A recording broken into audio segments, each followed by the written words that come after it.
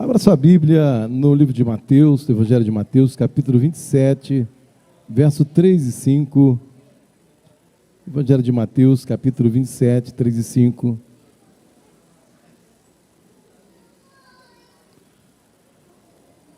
A traição de Judas, um espelho para nossos relacionamentos.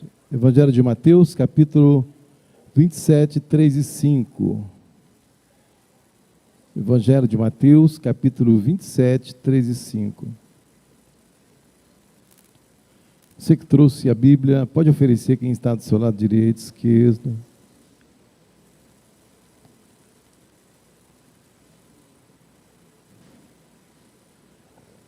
Quando Judas, o traidor, viu que Jesus havia sido condenado, sentiu remorso e foi devolver as 30 moedas de prata aos chefes dos sacerdotes e aos líderes judeus, dizendo: eu pequei, entregando à morte um homem inocente. E eles responderam: o que é que nós temos com isso? O problema é seu. Então Judas jogou o dinheiro para dentro do templo e saiu. E depois foi e se enforcou. Senhor, a tua palavra lida, suplicamos-te que tu continues falando conosco. Carecemos de ouvir a tua voz e repreendemos toda obra contrária à tua palavra. Bendizendo-te, Pai, em nome de Jesus. Amém. Eu quero falar sobre a história de Judas. Como é fácil de, na verdade, condenar Judas como um vilão. Mas eu quero nessa noite que nós pudéssemos olhar para ele como um espelho. Porque Judas foi um seguidor de Jesus, um pregador do Evangelho, alguém que andou ao lado do Mestre por 3 anos, viu milagres e se encontrou no momento com a sua mente dividida que o levou justamente à traição. Eu não vou buscar aqui vilanizar Judas, mas aprender com a trágica jornada dele. E aí, eu creio que esse texto há de nos ajudar a perceber a importância de vigiar nossos próprios corações e os nossos relacionamentos. Como todos nós sabemos, Judas era o tesoureiro do grupo, é a forma grega do hebraico Judá, que significa louvor, ou ele será louvado. O contexto do texto é a aproximação e a queda de Judas. Há muitas passagens, então, que falam a respeito de Judas, e algumas nos evangelhos, outras no livro dos Atos, que nos dá aí um panorama da vida desse moço. Mas eu quero dizer e iniciar falando sobre Judas, dizendo que ele era realmente alguém que foi chamado por Jesus, um apóstolo. Se você ler comigo Lucas 9, de 1 a 2, Jesus incluiu ele entre os 12 e falou assim para ele: poder e autoridade para expulsar todos os demônios, curar doenças, e os enviou a pregar o reino de Deus e a curar os enfermos. Então, Lucas estava ali nesse contexto. Um homem que recebe direto de Jesus autoridade para pregar o evangelho. Então ele foi esse pregador, e aí a gente já começa a pensar que dons notáveis não são por si só garantias de uma fé genuína e de uma fé duradoura. Durante 3 anos, Judas teve oportunidade ímpar de conviver com Jesus. Olha que coisa interessante. Ele viu milagres como a alimentação dos 5.000 pães. Ele viu Jesus acalmar a tempestade. Ele viu Jesus na ressurreição, estava com Jesus na ressurreição de Lázaro. Ele ouviu ensinamentos cruciais como o sermão no monte, as parábolas, os avisos aos fariseus. Judas, ele participou intensamente daquilo que Jesus tinha para conceder aos seus apóstolos. Eu diria que ele teve a maior oportunidade de fé que alguém poderia ter, de estar diretamente em contato com Jesus. E aí eu faço sempre as minhas perguntas, como alguém com tantas evidências, com tantos ensinamentos claros, pôde justamente trair Jesus. Se você me acompanhar, você vai ver que a influência de Satanás na vida de Judas foi algo presente. João capítulo 3, verso 27, diz assim: Satanás entrou nele.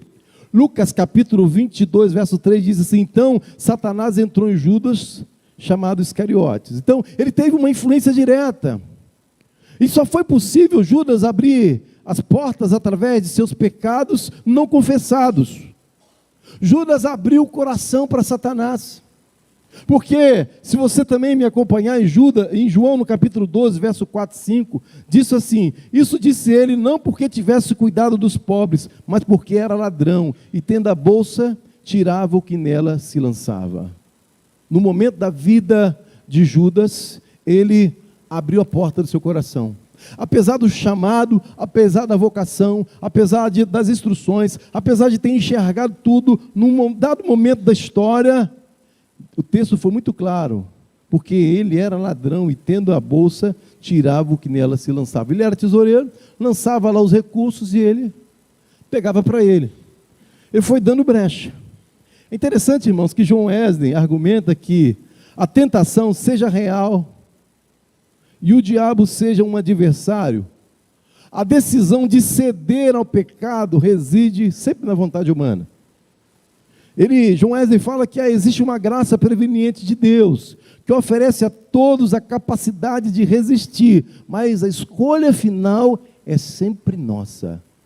E Judas, então, abriu o seu coração para que Satanás pudesse entrar.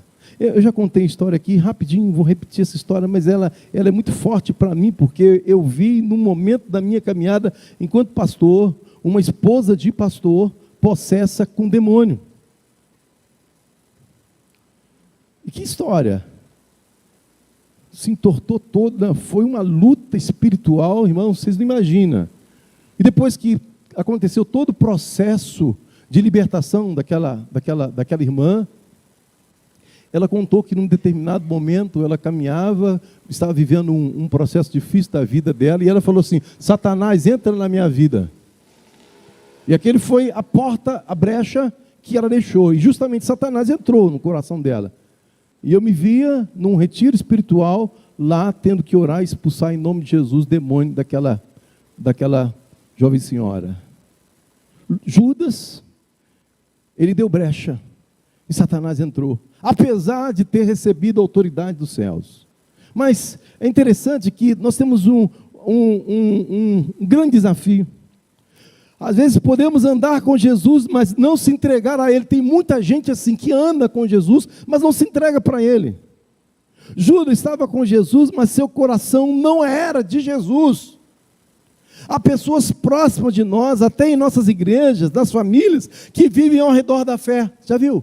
Tem gente que vive ao redor da fé, mas nunca renderam verdadeiramente seu coração para Jesus. Ele está sempre em volta, sempre em torno. Ele gosta dos cânticos, ele gosta do louvor, ele gosta da palavra, mas ele ainda não rendeu seu coração para Jesus. Eu quero compartilhar nessa noite, então, algumas lições da vida de Judas para os nossos relacionamentos atuais. Porque a vida de Judas, por mais sombria que pareça, é rica em ensinamentos para os nossos relacionamentos com Deus e com o próximo. A traição de Judas, um espelho para os nossos relacionamentos, é a oportunidade que a gente tem de ver alguém que estava firme no momento, ou que recebeu uma vocação no momento, e com o passar do tempo, ele abriu mão de tudo aquilo que ele havia visto, de tudo aquilo que ele havia participado. É interessante, irmãos, quantas vezes acontece isso também, essa ideia no casamento. A ganância, a falta de integridade, porque Judas ele roubou, como eu disse anteriormente, na bolsa, mas a gente percebe que isso também acontece na família. Quantas vezes em nossos relacionamentos, seja no casamento, na amizade, no ambiente de trabalho, agimos com uma mente dividida, porque é isso que Judas estava vivendo. Ao mesmo tempo que ele estava vendo tudo o que viu, participou de tudo que participava, ele estava pegando o recurso lá na tesouraria, dentro da bolsa. Uma mente dividida. Interessante, irmãos, quando a gente pensa nisso, que sem perceber a gente às vezes está com a mente dividida. Como você pode estar com a mente dividida? Um cônjuge que elogia publicamente o parceiro, mas o critica no particular. Um amigo que aparenta lealdade, mas se aproveita da confiança para o benefício próprio. Irmãos, a falta de integridade, mesmo em pequenos desvios, corrói a base dos relacionamentos, abrindo espaço para a desconfiança, para a ruína. Mente dividida, é isso que estava vivendo Judas nesse momento. E aí, eu diria que esse é o cerne da sua tragédia. Judas, então, abriu a porta para Satanás. John Wesley falou algo muito interessante, disse assim: frequentemente ele pregava contra a hipocrisia e a falta de sinceridade, afirmando: Deus não habita em templos feitos por mãos humanas, nem em corações divididos. Judas estava com o seu coração dividido em tudo que recebeu, mas estava praticando aquilo que Deus não queria. Segundo Wesley, a religião deve ser praticada com um coração íntegro e muito sincero. Mas há um outro ponto que, sem perceber, a gente parece também, em alguns momentos, parece que muitas pessoas vão por esse caminho. Judas foi para o caminho do isolamento mortal. O isolamento mortal é quando a dor é vivida sozinho. O texto diz, no capítulo 27, verso 5 de Mateus: então Judas, atirando para o santuário as moedas de prata, retirou-se e foi enforcar-se. Judas se afastou de todos. Ele tirou sua própria vida. Ao invés de buscar apoio, ele se isola. E muitos hoje estão fazendo isso mesmo também, irmãos. Depois de um fracasso, depois de uma vergonha, depois de uma decepção, há muitas pessoas que estão se escondendo. Muita gente se perdendo porque estão se isolando quando a dor é vivida. Estão sofrendo sozinhos por opções como fez Judas. E eu não sei se você sabe, mas a nossa cidade, nós temos vivido muito suicídio, irmãos. Muito. Constantemente a gente fica com algumas informações de pessoas que estão tirando a sua vida aqui. E eu fico a pensar se não são pessoas que estão justamente vivendo situações como a de Judas, no isolamento mortal. A dor vem e ele vive a sua dor sozinho. Eu diria nessa noite que esse é o espelho que a gente precisa aprender. Quando a dor vier, quando o fracasso vier, não fique sozinho. Mas uma outra coisa me chama a atenção em Judas, que ele tinha uma expectativa. Ele tinha algumas expectativas terrenas. E assim, Judas, como muitos judeus da época, esperavam um Messias político, um militar, que ia libertar Israel do jugo romano. E haveria de estabelecer um reino terreno de muita prosperidade. Sabe o que Judas queria? Judas queria uma posição de poder e queria uma posição de riqueza.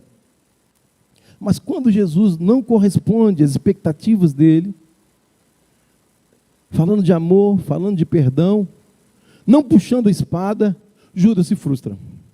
Está aí, irmãos, algo que nós precisamos ter muito cuidado.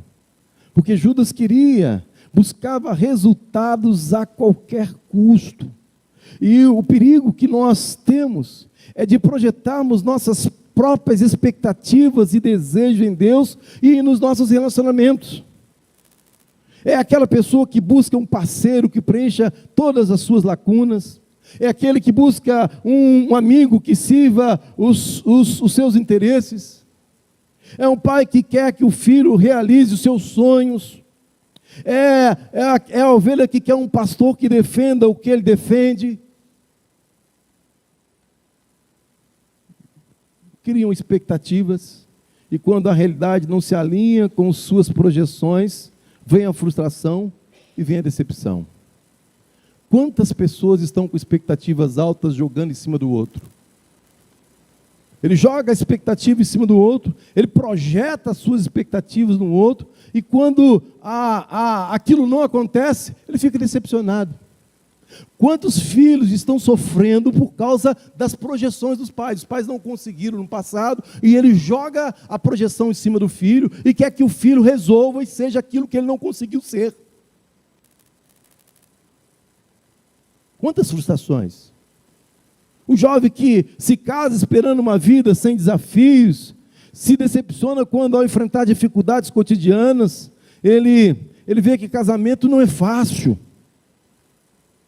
É aquele profissional que entra em uma nova carreira esperando um crescimento rápido, reconhecimento instantâneo, aquela fantasia de sucesso fácil, e a coisa não vem, a coisa não chega, o recurso não vem. A história de Judas nos adverte contra o perigo de tentar moldar a Deus e aos outros a nossa imagem e a nossa semelhança. Cheguei aqui, estava logo na sequência, vemos as eleições, e alguém pegou o celular e disse assim: pastor, eu quero um pastor que vote assim, assim, assim, assim, que combata isso, isso, isso, isso, isso, e que vá para o púlpito e fale sobre político X, sobre político Y, e enfim, que... E eu disse para ele assim: deixa eu te falar, eu não sirvo para ser seu pastor, porque eu vou fazer quase 30 anos e nunca subi num púlpito para defender nenhum político. O senhor tem direito de votar em quem o senhor quiser. O senhor é livre. Nosso país é um país democrático. Mas o senhor não pode impor que eu tenha que fazer aquilo que o senhor quer que eu faça. E eu não vou fazer o que o senhor quer que eu faça. Então, eu vou sair da igreja.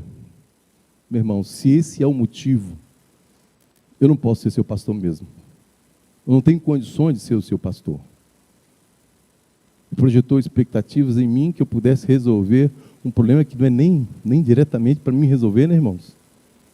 Cuidado com as nossas expectativas, lançadas em cima do outro. Isso adoece o outro e adoece a gente, porque a gente também perde a direção. E foi justamente isso que Judas fez. Ele jogou as expectativas de que Jesus iria fazer uma revolução política. E Jesus não veio com essa intenção. Wesley diz que nos desafiaria a buscar um relacionamento com Deus baseado na sua vontade revelada e não nas nossas próprias ambições terrenas. Wesley está dizendo assim, que nós precisamos buscar a Deus com intensidade, um relacionamento íntimo, baseado em quê? Na revelação da vontade dele para nós. E não das nossas expectativas. Você tem o direito de ter as suas expectativas, você tem o direito de votar em alguém, você tem o direito de escolher quem você quer, você tem o direito de fazer as suas escolhas, mas você não pode jogar as suas expectativas em cima do outro. Porque senão vai acontecer o que aconteceu com Judas. Sabe? A verdadeira felicidade reside na conformidade com a vontade divina, não na satisfação dos desejos pessoais. A nossa satisfação tem que ser em conformidade com a vontade de Deus, e não em conformidade com aquilo que eu penso, com aquilo que eu quero.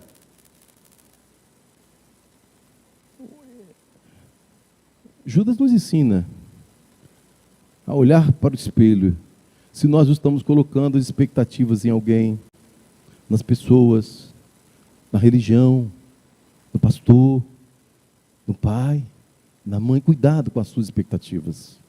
Elas podem matar as pessoas. As suas expectativas podem tirar as pessoas do foco. Cuidado com as suas expectativas. Nem todo mundo está aberto para receber as suas expectativas. Nem todo mundo quer as suas expectativas. Cuidado com as decepções. Mas me chama outro aprendizado. Porque Judas, ele me ensina a responsabilidade pessoal. Apesar da influência maligna, apesar dele ter colocado seu coração à disposição de Satanás, seus pecados não confessados que foram a porta para Satanás, Satanás só ganha espaço quando a porta está aberta. Mas seria fácil também culpar o diabo, as circunstâncias, os outros, por nossos problemas, os nossos relacionamentos, que nós temos que ter esse cuidado, irmãos, e aprender com ele. Porque é muito fácil ele poderia dizer assim: eu fui tentado a trair. A vida nos deixou sem opções. Contudo, a lição de Judas é, contudo, com uma forma muito interessante da gente pensar nas questões responsáveis e como nós somos responsáveis por nossas escolhas. A influência maligna só encontrou terreno fértil na vida de Judas porque ele deu abertura. A mentira, o ressentimento, a inveja, a falta de perdão, só vai entrar se nós permitirmos. Um funcionário que culpa o sistema pela sua desonestidade, ignorando sua própria escolha de corromper-se, fechar a porta, irmão, é a nossa obrigação e nosso dever. Judas abriu a porta. É importante a gente entender que nós somos responsáveis pelo aquilo que nós fazemos, e aí nós precisamos reconhecer nossa responsabilidade, e o primeiro passo para fechar a porta, sabe o que é? É fortalecer o nosso relacionamento com base em Deus, na integridade e na verdade. Se você quer fechar uma porta aonde Satanás quer entrar, essa porta quem fecha é você.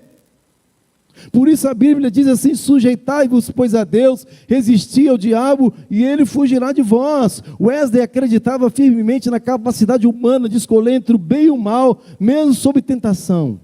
Graças à graça de Deus que ilumina todo homem que vem ao mundo. Então eu diria para você, nesta noite, meu irmão, não passe a responsabilidade para outro daquilo que cabe a você fazer e aquilo que cabe a você realizar. Era fácil dizer assim: Satanás entrou no coração dele, e fácil justificar assim, por isso que ele fez isso. Mas se a gente voltar atrás, foi ele que deu a brecha para Satanás entrar no coração dele. Eu diria para você, não dá para você passar a responsabilidade que é sua para ninguém. Aquilo que você faz, os atos que você faz, as escolhas que você está fazendo, é sua. É minha. Eu sou responsável pelas minhas escolhas.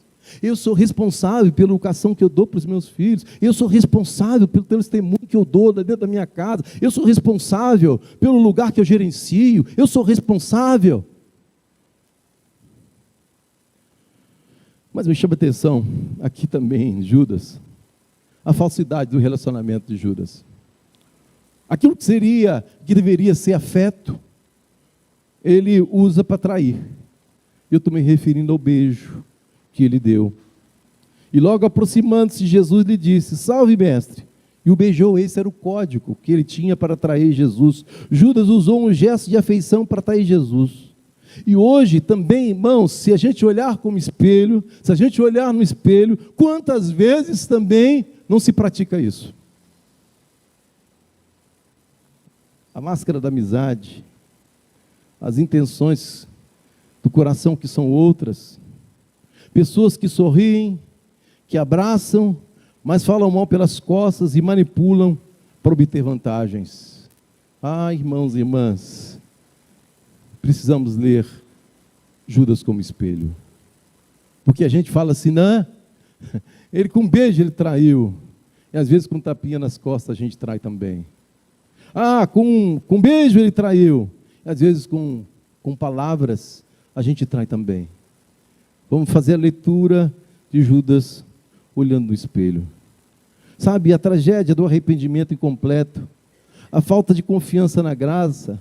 Judas sentiu remorso. Ele tentou fazer alguma coisa a respeito, ele recuou em seus objetivos. Suas palavras são bem claras. Ele disse assim: então Judas, o que traiu, vendo que Jesus fora condenado, tocado de remorso, devolveu as 30 moedas de prata aos principais sacerdotes e aos anciãos, dizendo: pequei, traindo sangue inocente. Eles, porém, responderam: o que nos importa? Isso é contigo. Judas, ele está ali tocado pelo remorso. Mas sabe qual foi a grande tragédia de Judas? A sua grande tragédia é nunca ter visto a cruz de Jesus. Porque ele não confiou no perdão. optando pelo desespero e optando pelo suicídio. Irmãos, o arrependimento é um passo crucial para a restauração em qualquer relacionamento. No entanto, o remorso sem fé na graça e no perdão pode ser destrutivo. Muitas pessoas hoje se arrependem de seus erros por causa de uma discussão violenta, por causa de uma palavra dura, por causa de uma omissão, mas não conseguem perdoar a si mesmo ou acreditar que podem ser perdoadas. Gente que vai se punindo através do desespero e por vezes ao afastamento definitivo das suas relações. Eu fico pensando, quando um casal se machuca, um dos dois pode se arrepender de verdade, mas não consegue acreditar que será perdoado ou que a relação pode melhorar. A história de Judas nos lembra que o verdadeiro arrependimento leva à busca do perdão e à confiança na misericórdia, não no desespero. Eu não sei como você está hoje, mas Judas sentiu remorso. Mas sabe qual foi o problema de Judas? Que ele não buscou perdão e nem voltou para Jesus. Ele ficou lá no seu canto, no seu jeito, da sua maneira.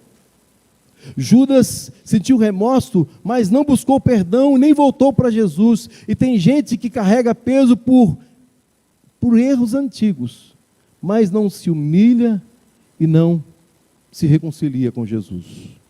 Sabe, a grande tragédia de Judas foi, na verdade, irmãos, ele não confiou no perdão, optando pelo desespero e pelo suicídio. A sua tragédia é nunca ter visto a cruz de Jesus. Eu não sei como você está hoje, mas há uma necessidade de olhar para a cruz. E hoje nós vamos participar da ceia, porque o antídoto para o desespero é a cruz. O antídoto para o desespero é olhar para a cruz. O maior erro de Judas e sua verdadeira tragédia não foi a traição em si, mas o fato de que ele não olhou para a cruz de Jesus. Ele desistiu de viver, de lutar, de confiar antes que a cruz cumprisse seu efeito purificador. A cruz de Jesus é o antídoto para a imagem indesejável que temos de nós mesmos. Irmãos, em meio às crises e desilusões em nossos relacionamentos, é fácil cair no desespero. Um jovem que, diante de um relacionamento amoroso fracassado, sente que a vida não tem mais sentido e pensa em desistir. A história de Judas e a cruz de Cristo nos chama a fixar nossos olhos no sacrifício de Jesus. E sabe qual é a boa notícia? A notícia fabulosa, que não importa quão grandes sejam nossos erros, ou quão profundas sejam as nossas feridas, a cruz oferece perdão, restauração e oferece esperança. Amém, irmãos? É na cruz que nós encontramos a força para perdoar, para recomeçar, para acreditar que mesmo diante do fracasso, um caminho de redenção. Para Wesley, a cruz era o centro da fé cristã e fonte inesgotável de graça e poder transformador. E quando nós participamos da ceia, então, irmãos, nós somos convidados a olhar para a cruz de forma clara, a lembrar do corpo de Cristo partido por nós e do seu sangue derramado para a nossa redenção. Na ceia, a presença de Cristo se torna viva, renovando nossa fé e nos impulsionando a viver em gratidão e perdão. A história de Judas é um alerta para todas as gerações, que busca a felicidade e sucesso em coisas materiais. Cuidado, então, irmãos, com a espiritualidade de fachada. A gente aprende que em um mundo de tantas aparências, é fácil viver uma fé superficial sem raiz. A vida de justo nos mostra que o envolvimento religioso, até mesmo dons espirituais, não substitui um coração transformado, inteiramente devoto a Cristo. Irmãos, cuidado com a espiritualidade de fachada.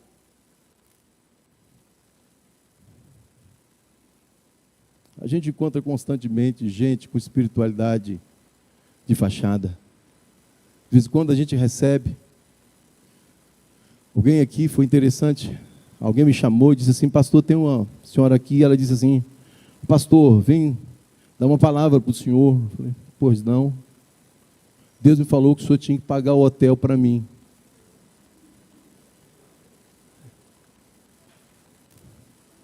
Disse para ela assim: olha, sinto muito, senhora, mas ele não falou comigo. Só falou com a senhora. E aí ela ficou meio decepcionada, né?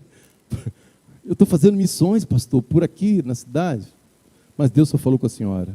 Ele não falou comigo. E veio falando em tom profético, né, irmãos? Porque quando fala em tom profético, parece que a gente fala assim, é o próprio Deus falando com a gente, né? E a gente, às vezes, porque fala espiritualmente, e a gente tem uma crença, às vezes, muito ingênua. Cuidado com a espiritualidade de fachada.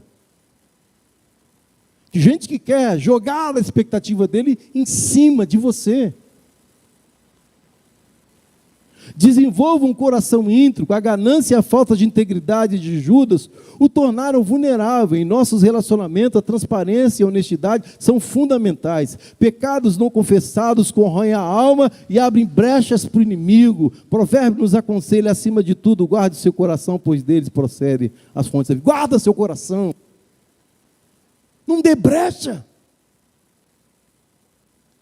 Cuidado com o que você fala. Eu tenho falado, eu e a Cátia estamos conversando bastante, eu até falei com a Cátia, nós precisamos fazer uma reunião em família, porque quando a gente crise, a gente percebe alguma coisa, a gente tem uma mesa, e na mesa ali a conversa se estende. A gente conversa de tudo. Eu falei com a Cátia, Cátia, nós precisamos de algumas coisas, a gente precisa alinhar agora. Sabe,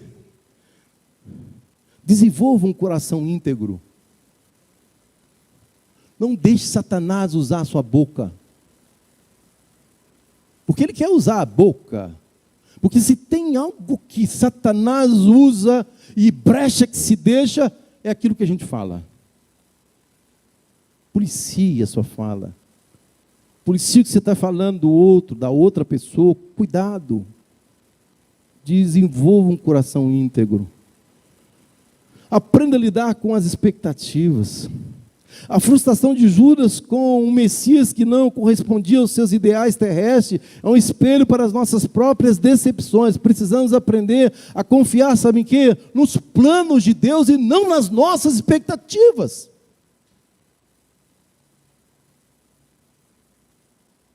Os planos de Deus, muitas vezes, irmãos, e com certeza, Ele vai confrontar com as nossas visões limitadas.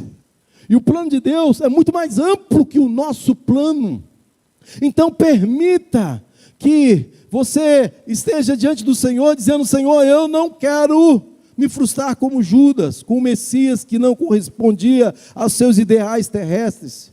Eu quero aprender a confiar nos seus planos, que transcendem a minha visão limitada, porque nós temos visões limitadas no mundo, viu, irmãos? Como temos? A gente mal consegue enxergar aquilo que está na nossa frente. Não subestime o poder do perdão e da redenção. A tragédia de Judas é a incapacidade de crer no perdão que estava sendo oferecido na cruz. E eu escrevi aqui assim, muito forte: em nossos relacionamentos, tanto perdoar quanto buscar o perdão são atos de fé. E que a gente precisa desses atos de fé, de perdoar e buscar o perdão. Porque a graça de Deus é maior que qualquer erro que a gente possa cometer. Porque todos nós somos passivos de cometer erros como Judas cometeu. Todos nós somos passivos. Ninguém está livre, irmãos.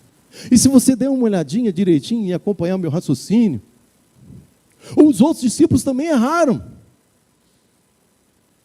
Pedro negou 3 vezes Jesus, a ponto de Jesus chamar ele para conversa. Os outros correram, foram embora. Por isso que a Bíblia diz assim: antes sedes uns para com os outros benignos, misericordiosos, perdoando-vos uns aos outros, como também Deus os perdoou. O problema de Judas não foi o erro da traição. É lógico que foi problema? Foi. Mas ele poderia ter se arrependido. Ele poderia ter chegado aos pés do Senhor e mudado a direção. Apesar dele ter errado com a traição, com o beijo, e os outros terem errado por ter negado, e a grande diferença de Pedro para ele foi que Pedro errou sim, Judas errou sim, mas Pedro, sabe o que ele fez? Ele voltou para Jesus, ele arrependeu, A diferença é que Judas foi para o caminho da morte, foi para o caminho do suicídio. Então eu diria nessa noite, para nós fixarmos os nossos olhos na cruz, porque em meio ao desespero e às crises, é a cruz de Cristo que é o nosso porto seguro. A história de Judas nos lembra que não importa o quão baixo tenhamos caído, mas há sempre esperança de restauração em Jesus, porque é Ele que tem poder para restaurar, não importa. O que importa é o poder da sua restauração. Sabe, Judas nos mostra que não basta estar perto de Jesus, é preciso estar numa relação íntima com Ele. Se queremos desfrutar do melhor dessa terra, se queremos desfrutar daquilo que Deus tem para nós, nós precisamos escolher o caminho da verdade e da justiça que encontra-se em Jesus Cristo. Ele escolheu o caminho da traição, da ambição, da falsidade, da culpa sem arrependimento e do isolamento, de uma mente dividida e de depositar a sua vida em expectativas terrenas. Sabe, irmãos, não estamos aqui para apontar o dedo para Judas, mas para nos examinar à luz também da cruz. Por que isso? Porque a pergunta para mim é: que tipo de amigo eu tenho sido? A pergunta para mim, quando eu vejo todo esse contexto de Judas, é: que membro da igreja eu tenho sido? A pergunta para mim é: que tipo de cristão eu tenho sido? A pergunta para mim é: que pai eu tenho sido? A pergunta para mim é: que pastor eu tenho sido? Mesmo diante dos nossos erros e falhas, que possamos olhar para a cruz de Cristo, onde nós vamos encontrar perdão, redenção e a certeza de que nada de bom pode vir de desistir de Jesus Cristo. Ele é de valor supremo e segui-lo vale qualquer custo. Não podemos desistir de Cristo. Nada de bom pode vir de desistir de Jesus Cristo. Ele é de valor supremo e segui-lo vale qualquer custo. Judas não entendeu isso e abriu mão. Eu fiz uma oração escrita. Motivos para a oração. Eu escrevi assim: por um coração íntegro e não dividido. Pedi a Deus que examine o meu coração, revelando qualquer ganância, qualquer orgulho ou intenção secreta que me afaste dele e dos outros. Jesus, eu quero ter um coração íntegro e não quero ter um coração dividido. Eu coloquei na minha oração, pela superação das expectativas terrenas, que eu possa orar para que as minhas expectativas estejam alinhadas com a sua vontade, aceitando seus planos e não tentando moldá-los aos meus desejos. Pela vigilância contra a influência maligna, que eu possa orar para que Deus me fortaleça contra as tentações e me ajude a fechar todas as portas que o pecado possa abrir para a ação do inimigo em minha vida e no meu relacionamento. Pelo arrependimento genuíno e a confiança na graça. Que eu possa orar por aqueles que sentem tomados pelo remorso. Para que encontrem a esperança no perdão de Cristo e não se entreguem ao desespero. E eu encerrei dizendo, pela capacidade de fixar os olhos na cruz, que em todos os momentos de crise e desilusão, que eu possa lembrar do sacrifício de Jesus na cruz, encontrando nele força para perseverar, perdoar e recomeçar. Que o Senhor me permita, nos momentos mais difíceis, fixar os olhos na cruz. Que Deus nos abençoe, irmãos, e que a gente fixe os nossos olhos na cruz, porque é o único capaz de fortalecer a gente de dentro para fora e nos permitir uma vida nova. Fixe o olhar em Jesus. Quando olhamos para Judas, somos confrontados com a gente mesmo, mas aprendemos a grande lição. Seja qual for a situação que a gente esteja vivendo, vamos olhar para a cruz. porque é na cruz que nós encontramos a verdadeira esperança.